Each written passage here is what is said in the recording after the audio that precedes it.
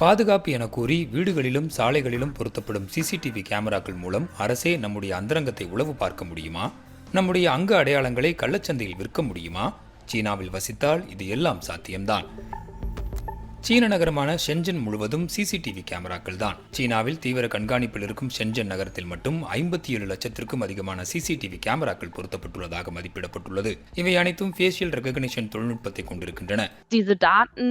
இந்த தரவுகள் அரசாங்கத்தால் நீண்ட காலமாக சேமிக்கப்பட்டு வருகின்றன. எதிர்த்தரப்பினரை கண்காணிக்கவும் அவர்களின் நடவடிக்கைகளை கவனிக்கவும் குற்றங்களை கண்டுபிடிக்கவும் அரசும் காவல்துறையினரும் இவற்றை சேமிக்கிறார்கள்.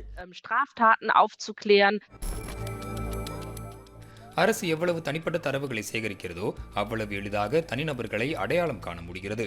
ஆனால் இந்த தரவுகளின் பாதுகாப்பை சீன அரசால் உறுதி செய்ய முடியவில்லை. தனிநபர் தரவுகளை விற்கும் கருப்பு சந்தை சீனாவில் வளர்ந்து வருவதாக ஆய்வுகள் தெரிவிக்கின்றன.